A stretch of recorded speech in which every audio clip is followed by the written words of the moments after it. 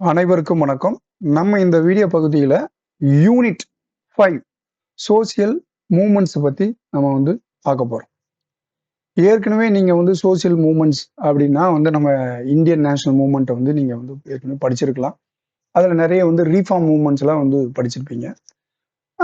அதிலிருந்து இந்த நம்ம படிக்க போற கோணமே வித்தியாசமாக இருக்கும். நீங்க முன்னாடி படிச்ச அந்த நேஷனல் மூவ்மெண்ட், சோசியல் மூவ்மெண்ட்ல அதற்கு பின்னாடி இருக்கின்ற ஒரு என்ன விஷயங்கள்லாம் இருக்குது, இந்த சோசியல் மூவ்மெண்ட் எப்படி உருவாகுது, அதனுடைய கேரக்டர் என்ன, அது எப்படி ஃபார்மேஷன் ஆகுது, அது பார்த்தீங்கன்னா என்னென்ன தியரிஸ் எல்லாம் இருக்கு, மேலும் அதனுடைய என்ன டைப் ஆஃப் ரீஃபார்ம் மூவ்மெண்ட்ஸு, மேலும் பார்த்தீங்கன்னா social movements problems, social changes எப்படி கொடுக்குது போன்ற விஷயங்களை நம்ம தெளிவா பார்க்கலாம். பர்டிகுலரா இந்த வீடியோவில் என்ன பார்க்க போறோம் அப்படின்னா, சோசியல் மூவ்மெண்ட்ஸினுடைய meaning plus formation of social மூவ்மெண்ட்ஸை பத்தி பார்க்க போறோம்.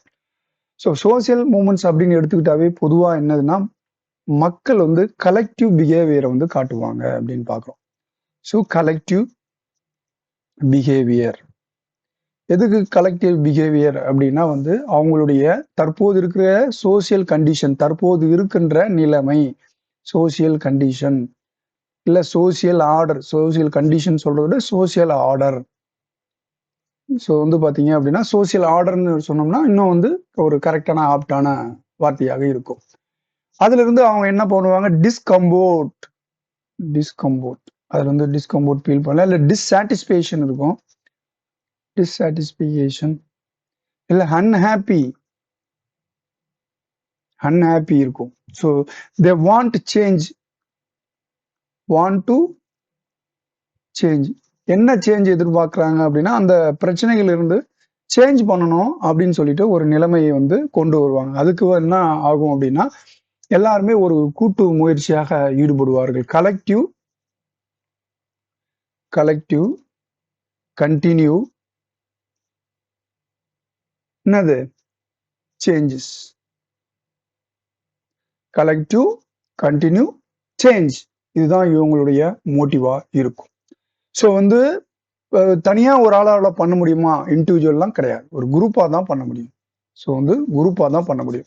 இந்த சோசியல் மூவ்மெண்ட் பாத்தீங்க அப்படின்னா சிறு சிறு விஷயங்களுக்காக நடக்கும். சிறிய விஷயங்கள் நடக்கலாம், சிறிய விஷயங்களுக்கும் இருக்கும், மிகப்பெரிய விஷயங்கள் தான் பொதுவா பெரும்பான்மையான சோசியல் மூவ்மெண்ட் ஒரு பெரிய விஷயத்துக்காக தான் நடக்கும். தற்போது இந்தியன் லெவல்ல சிறு சிறு விஷயங்களுக்கு நடைபெறுகிறது அப்படின்னு சொல்லிட்டு நம்ம பார்க்குறோம். அது டெமோக்ராட்டிக்ல வரும்போது, நம்ம நியூ நேஷனல் மூவ்மெண்ட் வரும்போது இந்த சிறிய விஷயங்கள் எப்படின்னு சொல்லிட்டு நம்ம பார்க்கலாம். New social movement.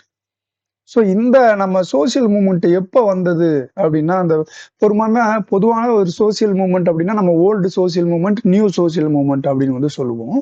ஆனா அது வெறும் ஜஸ்ட் சோசியல் மூவ்மெண்ட்னாவே அது ஓல்டு சோசியல் மூவ்மெண்ட் தான். அப்ப including the new social movement. தனியா பர்டிகுலரா கேட்கும் போது நியூ சோசியல் மூவ்மெண்ட்டை பத்தி நம்ம தனியா டிஸ்கஸ் பண்ணுவோம். கடைசி சாப்டர் அது நம்ம இந்த யூனிட் 5ல ஸோ இங்க எப்பங்க வந்தது அப்படின்னா, ஒரு இண்டஸ்ட்ரி வந்தது.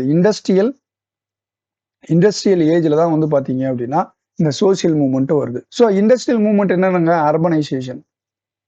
அர்பனைசேஷன் என்னங்க இருந்தது, எஜுகேஷன். ஸோ எஜுகேஷன் பாத்தீங்க அப்படின்னா ரொம்ப ஒரு பிளே பண்ணுது அப்படின்னு சொல்லிட்டு பாக்குறோம். ஸோ இதெல்லாம் ஒரு என்ன எஜுகேஷனுக்கு ஒரு பர்டிகுலர் இன்ட்ரெஸ்ட் என்ன இன்ட்ரெஸ்ட் அப்படின்னா, அவங்க கஷ்டப்படுறாங்க அப்படின்னு வச்சுக்கோங்க. அவங்க அதுல இருந்து மீண்டு லார்ஜ் நம்பர் ஆஃப் பீப்புள் கலந்துக்குவாங்க. Larger number of people participate. Large number of people participate பண்ணுவாங்க அப்படின்னு சொல்லிட்டு நம்ம பார்க்குறோம். ஸோ என்ன ஓரியன்டட் டுவர்ட் த சேஞ்ச், ஏற்கனவே நம்ம சொல்லிட்டோம். அது ஓரியன்டட் டுவர்ட் சேஞ்ச். அவங்களோட எய்ம் என்னவாக இருக்கும் சோசியல் மூவ்மெண்ட்ல அப்படின்னு பார்த்தோம் அப்படின்னா, அவங்களுடைய ஐடியாலஜியை மாற்றுவாங்க. ஐடியாலஜிஸ் மாற்றுவாங்க அப்படின்னு பார்ப்போம். ஏற்கனவே ஒரு நாம்ஸ் இருக்குன்னு வச்சுக்கோங்க. Norms Hindu rules and rituals எல்லாம் பண்ணணும், போனோம் வரணும். ஸோ கண்டிப்பா தேவை, அதுக்கு ஒன்று வேல்யூஸ் நாம்ஸ்லாம். அதை என்ன பண்ணுவாங்க, அவங்களுடைய நியூ சோசியல் ஆர்டர் ஸோ இல்லை அப்படின்னா அந்த கஷ்டத்துலேருந்து அவங்க வெளியே வரணும் அப்படின்னு பண்ணணும் அப்படின்றதுக்காக பண்ணுவாங்க அப்படின்னு சொல்லிட்டு சொல்றாங்க. இதற்கு அகைன்ஸ்டா என்னங்க இருக்கும் அப்படின்னா, இந்த ஒரு சோசியல் மூவ்மெண்ட் அகைன்ஸ்டா என்னவா இருக்கும்னா ரெசிஸ்ட் பண்ணுவாங்க. ரெசிஸ்ட் பண்றதுக்கும் வாய்ப்பு இருக்கு. எதுக்கு ரெசிஸ்ட் பண்ணுவாங்க?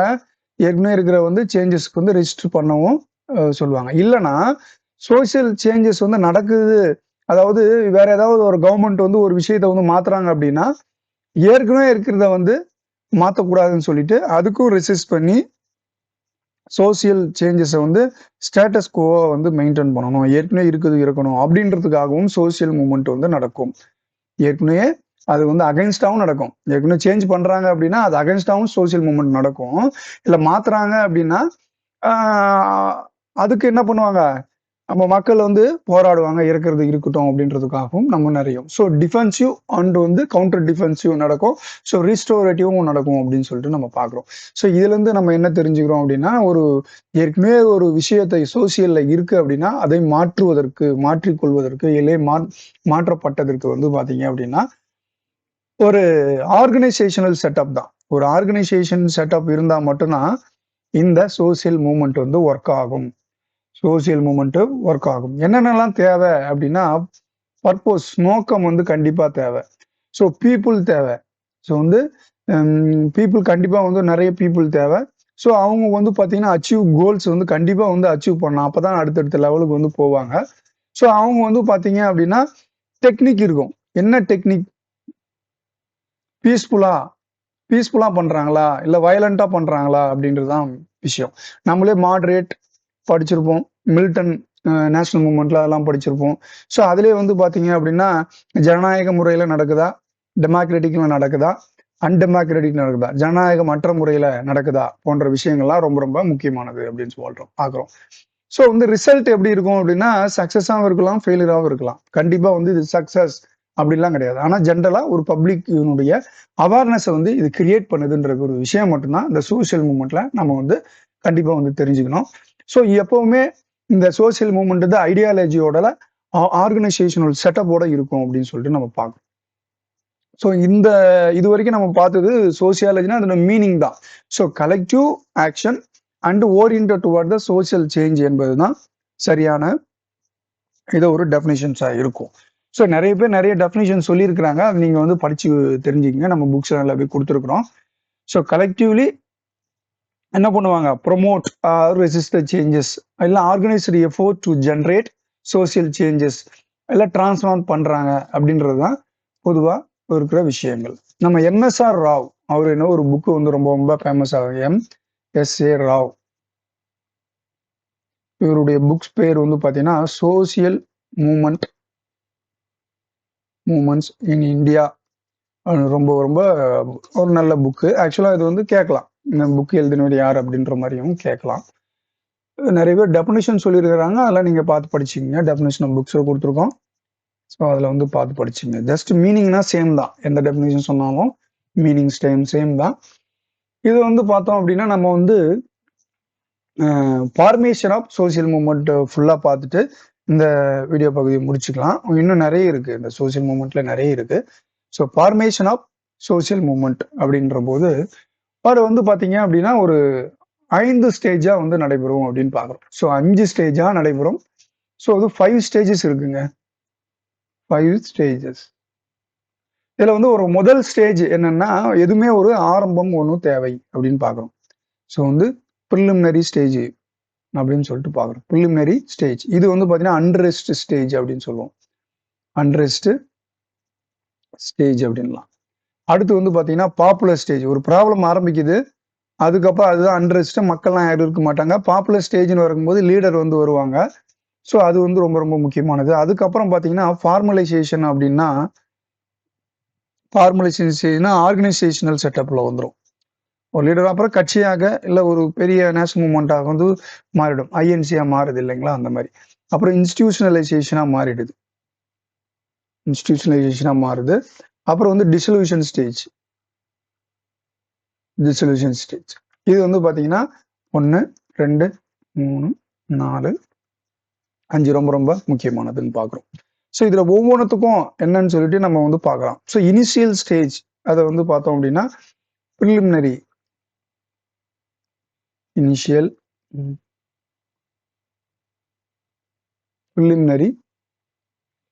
ஸ்டேஜ்ல வந்து இதை என்ன சொல்லுவோம் அப்படின்னா அன்ரெஸ்ட் ஸ்டேஜ். இதுல என்னங்க அப்படின்னா ஒரு மக்கள் கிட்ட ஒரு குழப்பம் வருது, கன்ஃபியூஷன், அல்லது என்ன வருதும் டிஸ்கண்டன்ட். இந்த பிரச்சனைகள் வந்து வெறுப்புணர்வு அடைகிறார்கள் சொல்லிட்டு நம்ம பார்ப்போம். ஸோ ஃபீலிங் ஆஃப் டிஸ்கண்டன்ட் வருது, பீப்புள் டிஸாட்டிஸ்பேக்ஷன் ஆகுறாங்க. அதனால வந்து பாத்தீங்க அப்படின்னா அந்த நிலைமை மாறணும், அந்த கண்டிஷன் மாறணும் அப்படின்ற தொடர்ச்சியான ஒரு முயற்சிகளை வந்து ஈடுபட்டு இருக்கிறாங்க. ஸோ எக்ஸிஸ்டிங் சோசியல் ஆர்டர் சேஞ்சில் வந்து கண்டிப்பா வந்து வரணும்.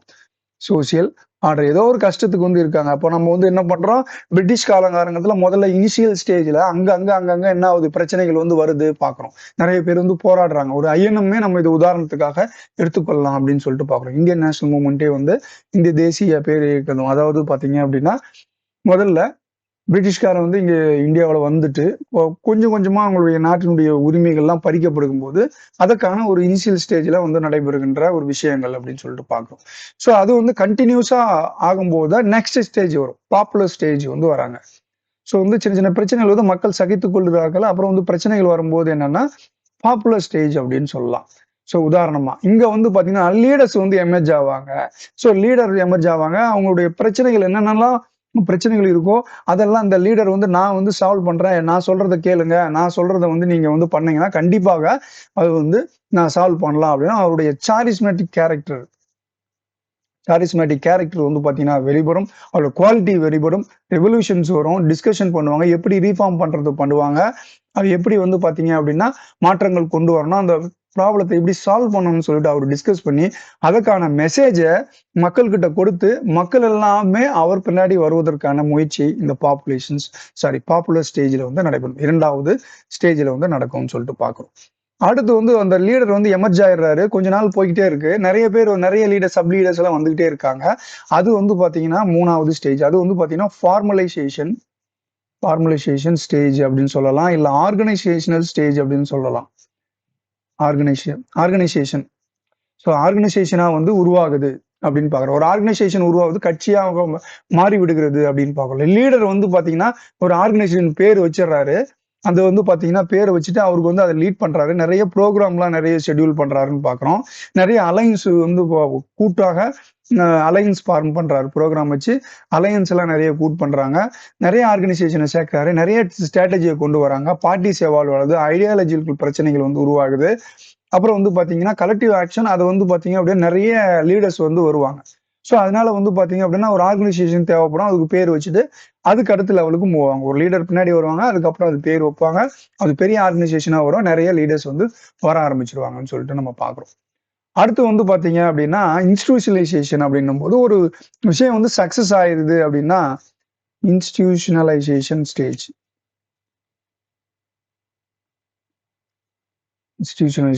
ஆஃப் மூவ்மெண்ட், சோசியல் மூவ்மெண்ட் அப்படின்னு பார்க்கும். ஸோ ஸ்டேஜ் வந்து இன்ஸ்டிடியூஷனல் மூவ்மெண்ட் அப்படின்னா பொதுவா வந்து கிராஜுவலா ரெகக்னைசேஷன் ஆகும். இது வந்து இந்த ஸ்டேஜ் வந்து பாத்தீங்கன்னா ஒரு டக்குன்னு வராது, கிராஜுவல் வந்து சேஞ்சஸ் வந்து வந்துகிட்டே இருக்கும். So norms rules and regulations எல்லாம் கொண்டு வர ஆரம்பிச்சிருவாங்க. நாம்ஸ் இருக்கும், ரூல்ஸ் வரும். இந்த பீப்புளுடைய கோவத்தை வந்து என்ன பண்ணுவாங்க, இன்ஸ்டிடியூஷன் வந்து என்ன பண்ணும், முதல்ல தணிக்கும். ஸோ நிறைய ஆங்கரா இருக்காங்க இந்த ஸ்டேஜ் வந்து பீப்புள் ஆங்கரை வந்து என்ன பண்ணுவாங்க, ஸோ இருங்க நம்ம ஃபைட் பண்ணுவோம், அதுக்கு வந்து நார்ம்ஸ் அண்ட் ரூல்ஸ் எல்லாம் இருக்கு, அரசாங்கம் என்ன சொல்லுது, இல்ல நம்ம ரூல்ஸ் என்ன பண்ணுது, மக்கள் பாதிக்கப்படுகிறார்களா, இல்ல சொசைட்டினுடைய கண்டிஷன் எப்படி, அதை ஆக்டிவா கொண்டு போனா என்ன பிரச்சனை வரும், இல்ல அப்படியே கொஞ்சம் சைலண்டா இருந்தா என்ன பிரச்சனை வரும்னு சொல்லிட்டு அதை வந்து என்ன பண்ணுவாங்க, அமைதிப்படுத்துற ஸ்டேஜ் தான் இந்த இன்ஸ்டிடியூஷனலைஸ் மூவ்மெண்ட் அப்படின்னு சொல்றோம். இதுல என்னென்னலாம் இருக்குன்னா பியூரோக்ரசி வந்து பாத்தீங்க அப்படின்னா செட்டின் அந்த மூட்ல வந்து வந்துருவாங்க. ஐடியாலஜி வந்து இப்பதான் வந்து கிரியேட் பண்ண ஆரம்பிச்சிருவாங்க. ஐடியாலஜி தெளிவாக கிரியேட் பண்ணுவாங்க. இதுக்கு தான் நம்ம போராட பண்றோம், இதுக்கு வந்து சிம்பிளைஸ் பண்ணிடுவோம். இந்த மூமெண்ட் இது வந்தது, இந்த ஒரு சக்சஸ் அடைஞ்சிருச்சு அப்படின்னா இதை வந்து இந்த மூமெண்ட்டை நம்ம வந்து க்ளோஸ் பண்ணிக்கலாம், அது வந்து பாத்தீங்க அப்படின்னா நிறுத்திக்கலாம் அப்படின்ற லெவலுக்கு வந்து இந்த இன்ஸ்டிடியூஷன் ஸ்டேஜ் வந்து போயிடுவாங்க அப்படின்னு சொல்லிட்டு நம்ம பார்க்கிறோம். ஸோ இதுதாங்க. அடுத்து வந்து ஃபைனல் ஸ்டேஜ் வந்து பாத்தீங்க அப்படின்னா டிசல்யூஷன் ஸ்டேஜ். இதுதான் அவங்க ஃபைனல் மூமெண்ட். இது வந்து ஃபெயிலியரோ சக்சஸோ மேக்ஸிமம் வந்து பாத்தீங்க அப்படின்னா ஒரு சக்சஸ் மூமெண்ட் அப்படின்னு எடுத்துக்கலாம். இதை வந்து பாத்தீங்கன்னா ஒரு ஃபேமஸ் அறிஞர் வந்து சொல்லியிருக்கிறாரு, ஒரு சோசியல் திங்கர், அது வந்து ஞாபகம் வச்சுங்க, அரட்டான் அண்டுன்றவங்க வந்து பார்த்தீங்க அப்படின்னா, இந்த சோசியல் மூவ்மெண்ட்டை பத்தி டீட்டெயிலா வந்து சொல்லியிருப்பாங்க. அவரோட வேர்ட்லாம் வந்து நம்ம அந்த ஐடியாலஜி பத்திலாம் அவர் தான் வந்து சொன்னது. அவரோட வேர்ட்லேருந்து தான் நம்ம வந்து பார்க்குறோம். இந்த மூவ்மெண்ட் வந்து ஒரு சக்சஸ் ஆகுதுன்னா, அந்த சக்சஸ் ஸ்டேஜுக்கு அப்புறம் அந்த ஆர்கனைசேஷனல் செட்டப்ப என்ன பண்ணுவாங்க, குளோஸ் பண்ணிடுவாங்க. பொதுவா அந்த டிசொல்யூஷன் ஸ்டேஜ்ன்றபோது அதுவாகவே வந்து பார்த்தீங்க அப்படின்னா, டிஃபேம் ஆயிடும். ஸோ ஐஎன்சின்றபோது வந்து பார்த்தீங்க அப்படின்னா, இந்தியன் நேஷனல் காங்கிரஸ் வந்து சுதந்திரம் அடைந்த போது இருந்த அந்த சப்போர்ட் வந்து இப்ப இருக்கா அப்படின்னா கிடையாது. ஸோ தற்போதைக்கு வந்து அந்த லெவலுக்கு இருக்கான்னா இல்ல. ஸோ வந்து மாஸ் மூவ்மெண்ட் வந்து குறைஞ்சிரும். ஸோ அந்த விஷயத்துக்காக போராடும்போது அப்ப வந்து பாத்தீங்க அப்படின்னா, அப்ப இருந்த சோசியல் ஆர்டர, அப்ப இருந்த அர்பனைசேஷன்ல இருந்த பிரச்சனைய ஹேண்டில் பண்ணது பயங்கரமா ஹேண்டில் பண்ணாங்க, வந்துருச்சு. இப்போ வந்து பாத்தீங்கன்னா, டெமோக்ரடைஸ் ஆயிடுச்சு. 1948 டெமோக்ரசி ஆயிடுச்சு.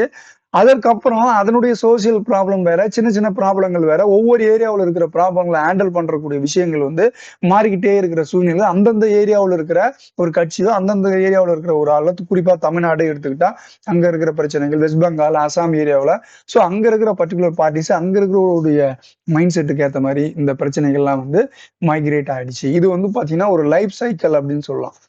லைஃப் சைக்கிள் மாதிரி தான் முடிஞ்சிருச்சு அப்படின்னா மைக்ரேட்டரி மூவ்மெண்ட் மாறிக்கிட்டே இருக்கும். ஸோ எப்பவுமே வந்து பாத்தீங்க அப்படின்னா ஒரு ரீஃபார்ம் நடக்குது, அது ரெவல்யூஷனரியா இருக்கலாம், இல்ல வந்து ரெசிஸ்டன்ட் மூவ்மெண்ட்லாம் இருக்கலாம். உத்தியோபியன் அப்படின்னு சொல்லிட்டா இதுதான் ஒரு பெர்ஃபெக்ட் நிலை என்று சொல்லக்கூடிய அளவுக்கு வந்து இது வரைக்கும் எதுவுமே வரல. ஸோ நம்ம அடுத்து வந்து பார்த்தோம் அப்படின்னா ஒரு சக்சஸ்ஃபுல் சோசியல் மூவ்மெண்ட் வருது அப்படின்னாவே அந்த ஈவெண்ட்ஸ் எல்லாம் எல்லாமே வந்து நம்ம எமோஷனல் வந்து டிசாட்டிஸ்பேஷனை சாட்டிஸ்பேஷனா ஆக்கணும். அதனுடைய பர்சனல் வேல்யூஸா என்கேஜ் பண்ணிட்டு அவங்களுடைய நோக்கத்தையும் அந்த ஃபோக்கல் பாயிண்ட்டுக்கு கொண்டு வரும்போது கண்டிப்பா அந்த ஒரு சோசியல் மூவ்மெண்ட் வந்து சக்சஸ் அடையும் அப்படின்னு சொல்லிட்டு நம்ம பார்க்கிறோம். ஸோ இந்த வீடியோ பகுதியில நம்ம பார்த்தது பார்த்தீங்கன்னா, சோசியல் மூவ்மெண்ட்ஸ் மற்றும் அந்த ஃபார்மேஷன் ஆஃப் சோசியல் மூவ்மெண்ட். எப்படி சோசியல் மூவ்மெண்ட் உருவானது அப்படின்னு சொல்லிட்டு நம்ம பார்த்தோம். நம்ம இன்னொரு வீடியோவுல வந்து என்ன பண்ண போறோம்னா, டைப்ஸ் பார்க்கலாம், தியரிஸ் பார்க்கலாம். அதுக்கப்புறம் சோசியல் மூவ்மெண்ட்ஸ் பிளஸ் வந்து சோசியல் ப்ராப்ளத்த எல்லாம் லிங்க் பண்ணி நம்ம வந்து பார்ப்போம். இந்த வீடியோ கண்டிப்பா வந்து பார்த்தீங்க அப்படின்னா, இதுக்கு முன்னாடி நீங்க சோசியல் மூவ்மெண்ட்ஸ் வந்து ஹிஸ்டரி பகுதியில 17ஆம், 18ஆம் நூற்றாண்டு, 19 நூற்றாண்டுல வந்து நெறைய சோசியல் மூவ்மெண்ட்ஸ் வந்து மாறியிருக்கும். அது வந்து ஆங்கிலேயரினுடைய ஆதிக்கமா இருக்கலாம், இல்ல வந்து எஜுகேஷன் வந்து கொண்டு வந்ததால இருக்கலாம், இல்ல உலக லெவல்ல நெறைய வந்து பிரச்சனைகள் வரும்போது அதை பார்த்து இந்தியாவுல ஆயிருக்கலாம். ஸோ வந்து நெறைய சோசியல் மூவ்மெண்ட்ல வந்து நம்ம வந்து இந்தியாவும் ரிலேட் பண்ணோம், வேர்ல்டு லெவலையும் ரிலேட் பண்ணோம். அது 2 பிரிச்சுக்கலாம். ஸோ இந்த வளர்ந்த நாடுகளுக்கு வேற மாரி இருக்கும், வளர்கின்ற நாடுகள் வேற மாரி இந்த சோசியல் மூவ்மெண்ட் இருக்கும். ஸோ அவ்வளோ டெப்த்தா நம்ம போனோமா, இந்த எக்ஸாமுக்குலாம் அவ்வளோலாம் கேட்க மாட்டாங்க. பட் வந்து நம்ம வந்து அந்த மாரி கான்செப்ட் இருக்குன்னு தெரிஞ்சுக்கிட்டா போதுமானது. நம்ம அடுத்து வந்து பார்த்தோம் அப்படின்னா, டைப்ஸ், அடுத்து சோசியல் மூவ்மெண்ட்லாம் நம்ம படிச்சுக்கலாம். இந்த வீடியோ உங்களுக்கு பிடிச்சிருக்கும்னு நினைக்கிறேன். பிடிச்சிருந்தா லைக் பண்ணுங்க, ஷேர் பண்ணுங்க. இன்னொரு வீடியோல நம்ம பார்க்கலாம். நன்றி, வணக்கம்.